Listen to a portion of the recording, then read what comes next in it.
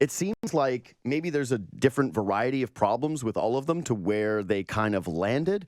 But it's a bit of, well, you've got to play it to a certain degree a little too safe with all of them. With Toronto, it just seems too risky to flip one of their stars. At least that's the way that it feels right now. What are you talking about? You said Toronto. Oh, yeah, I guess the Leafs. Yeah, I was talking. Yeah. Toronto. Well, and then there's also Toronto. Yeah. You got to think about Toronto. Hey, I was right. I wasn't wrong. But yeah, the Leafs feel like they're going to try to play this extremely safe because it seems too risky for them to move a star, even though, yeah, there's probably a pretty compelling case that they should. In fact, it's one that I am a member of at this point. The Raptors have reports out there, Matt Moore of the Action Network put out there yesterday that, yeah, there's a growing frustration amongst sports executives that the Raptors they're tired of them trying to draw blood from a stone, I think was the quote. And I know some people reacted to that with, well, shouldn't you be hard to negotiate against? Like, yeah, but I do think it says something if you're the organization that sticks out as hard, like impossible to deal with. That's maybe you start to get into a different part of the ledger. And then with the Blue Jays, like, what is the move? What can you even do at this point? Nothing. There's nothing. They feel completely trapped in who they are. That there's not. No, I mean, for the Blue Jays, it's one move. It's like Vlad be like good again, and Matt Chapman be. I mean, maybe not the guy we saw in April because that was the best hitter in baseball, but don't be like not the horrific. First at bat that he had yesterday. Like, yeah, no, the Blue Jays thing. It's just, yeah, I know it's the worst thing in sports to talk about getting your own guy back and saying that's like the best addition at the deadline was getting the guy back. But when you look at what this Blue Jays team has to offer in trade and the number of teams that will be looking to acquire at the deadline, I mean, that is the best reason for optimism around the Blue Jays, that like Alek Manoah returns and is some facsimile of what we saw for the first 2 years, and that like Vlad, hits a home run at home because we're almost in July and he hasn't done that yet. And he has like the same number of home runs as like, utility men right now. He doesn't have double-digit home runs. We're almost halfway through the season. So I we're understand at the point what with you're Vladdy where he hit a ball hard yesterday, and people were like, he hit it hard, guys. Buddy, yeah, I know. He didn't just hit it hard. It was the hardest hit double play ball in the history of StatCast. I didn't know that. How dare you? I didn't know that. That's nice. But okay, but also, I just can't care anymore. Of course not. Do they do that with Aaron Judge? Like, do they do that with Shohei? Anyway. No, because they do when he hits it in the air and like 500 feet. Yeah, and that goes out of the ballpark, and you go, wow, that ball was hit hard and also in the air and went out of the park and was counted for runs.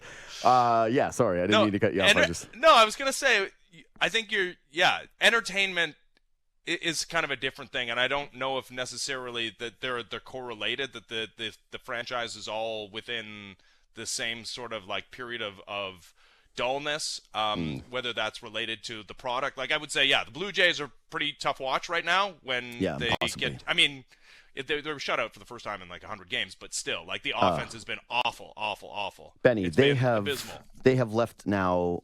Ooh, actually, this is more because I didn't update this throughout the game.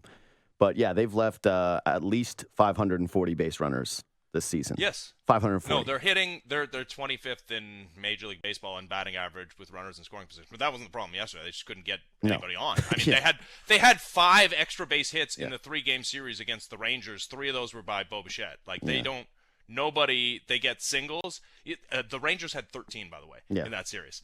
So no, the Blue Jays are hard watch right now. I will harken back to April. So at least like we had a month where it was actually amusing to watch this offense, and there were some comebacks too in Anaheim. Anyways, I'm not defending the Blue Jays. They've been awful. But yeah, from an entertainment standpoint, who enjoyed watching that 500 Raptors team? No, it was a grinding truly painful. And who enjoyed watching the Leafs get to the playoffs last year? I think it got more entertaining when they got all the new guys after the deadline. But for the first couple months of the season, dude, I did Leafs talk. But is that like a style of play thing, or is it just like the only thing that matters was the playoffs thing? Well, it's definitely that. It's definitely a huge part of it is the expectations with that team. But I do think that now we're at a point with Toronto where you look at it and go, all right, the hockey team is clearly going to be good again next year. And this is what I'm saying about the mediocrity crisis, where you go, okay, well, is this what this market wants? Because a lot of people kind of seem to still be in the camp of, well, you've got to run it back and you've got to try this again. And you got to just roll the dice and say, hey, keep the same thing together because you don't want to lose talent. And this is where I do think that Toronto has a bit of a, like the inferiority complex comes up a little bit where you go, well, it's hard to retain talent here, right? You go, well, you can't trade Siakam because it's hard to get guys of his caliber to play in Toronto. And so a little bit of that ends up permeating in the discussions around the team. And same thing with the Toronto Maple Leafs to a degree is because they haven't had that success like that you're talking about where you go, hey, well, remember all those bad years with the Leafs? You say, oh, right, you can't trade a star because you don't want to go back into there. Yeah, you don't want to go back to that spot. And so right now what I think there is a little bit with those two franchises, from the fan base standpoint anyways, a bit of fear of the unknown and a fear to stand out and say, no. Like, you have to actually shake things up to try and get it better. As you're saying this, it's making me think of the three presidents. Like, we have three presidents of those teams, right? We got Brendan Shanahan, we got Masai Ujiri, we got Mark Shapiro, who are separated, by title, and we know it's not reality, but by title from the sports operations department. They all have general managers. Doesn't it feel like those guys are like almost, this is maybe extreme, but like to a degree protecting their paychecks, right? Like if you no one's ever going to look at Masai Ujiri and say that guy was no good, or like, it would take quite a sustained run of futility to have like a fan base kind of say, this guy's well past his prime. But if you're like always kind of around it, like if you're not bottoming out, you're definitely not having that conversation. Same with Mark Shapiro, right? Like, wow, incredible. After those 2 years of playoff success, the downturn was only a couple of years, and they were back in the playoffs in 2020, and they're always around it, and they were a preseason World Series favorite. And that, what's the conversation if you're like, ooh, hard pivot, trading Vlad, we're gonna do the Orioles, the Astros mold and suck for 5 years and accumulate a bunch of top 10 draft picks. Same with the Leafs, right? Like, you have Austin Matthews, you're always going to be in the playoffs.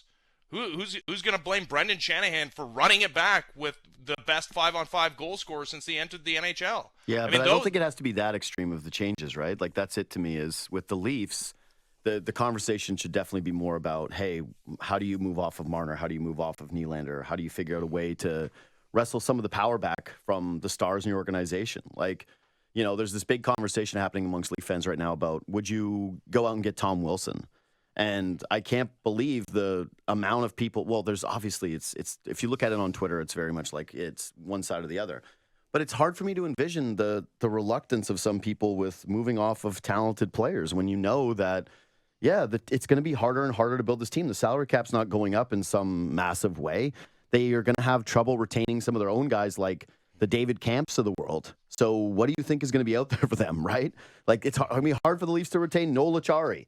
They're going to lose Ryan O'Reilly. These were important pieces to that run last year, to them winning in the first round last season. I'm surprised by the amount of people here that just seem okay with just trying the same thing right now. That's it. I mean, that plays into what I'm talking about, those executive mentalities. They know that the fan base has gone through some tough times, and less so, I guess, with the Raptors because we're not that far removed. No, but dude, I think that there's a large portion too of these fan bases that's going, can we see something different here? That's starting to get a little bit frustrated, and I wonder if there's going to be a bit of a tune-out factor. Like, if the Leafs run this thing back and they're core four and a bunch of pieces around them again next year, how many people are going to want to watch game 27 of the regular season? Aren't we already there? Yeah, but I'm just saying, no, because if they actually do have some kind of meaningful shakeup, I do think people are going to have way more interest in the team. Same with the Raptors. Like, I was talking about this with Daniele, the producer of the morning show, just this morning. I walked into his office and said, he has an office? Well, the back room there. But anyways, I was just talking to him about how Raptors, okay, it's nice to be able to say, hey, maybe the coach changes the energy around the team if they bring back everybody, which, by the way, they can't bring everybody back. One of the guys is going to have to go. Most likely Gary Trent. So you've got a team that's not as deep as you had a year before. Great. You know what's going to happen with those teams? If things start to go poorly again, if they had bad energy around them, I don't think that just having a new coach is suddenly going to change and repair all those relationships amongst guys who've been around each other for a bunch of years. It's probably going to crop up again. And that's sort of how I feel with this Blue Jays team, too, when I'm watching them right now. And they've changed their lineup maybe too much, but they just look like a team that knows it right now. I know it's not fun to watch them, but they don't look like they're having fun either. They're not talking in the dugout from what I see. Oh, well, I mean, they've leaned hard into the no fun group, and it works for Bo because Bo does not have fun. Like that's No. not a guy that He's fine. Again, the only time I've ever seen him smile was at that media availability after signing the 3-year contract extension that they got him to I've free seen him agency. smile after some wins. That's it. That's too much. Yeah, he smiled. Nah, prove it. I have pictures, or I don't believe you. Pictures. You just said you have no, pictures. but like, does anybody look more miserable than Matt Chapman? Even No, when he it was looks- all going him well and Springer for him in look, April. Him and Springer look, and Springer because he's No. always so happy, smiling, and looks good. And Yeah. lately, after a lot of his, when he spiked the bat yesterday after that one strikeout where he just got caught looking. He's like, he swung at all the balls, and he's like, Yeah. I'll just take the strike. I know. You should do the opposite.